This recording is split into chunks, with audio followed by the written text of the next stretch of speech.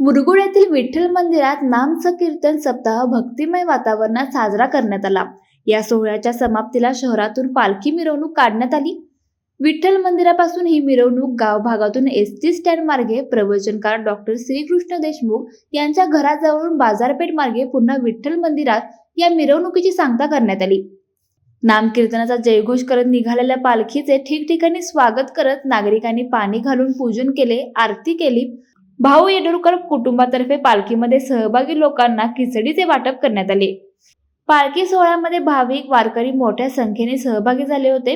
7 दिवस चाललेल्या या सोहळ्यामध्ये काकड आरती, पारायण, भजन, कीर्तन, प्रवचन इत्यादी कार्यक्रम पार पडले। या सोहळ्याची सांगता महाप्रसादाने झाली। लाईव्ह मराठीसाठी मुरगुडहून सर्जेराव भाट। सैन्य आणि पोलीस भरतीमध्ये 35 वर्ष अविश्रांत सेवा देणारी महाराष्ट्रातील एकमेव संस्था म्हणजे आदर्श करिअर अकॅडमी।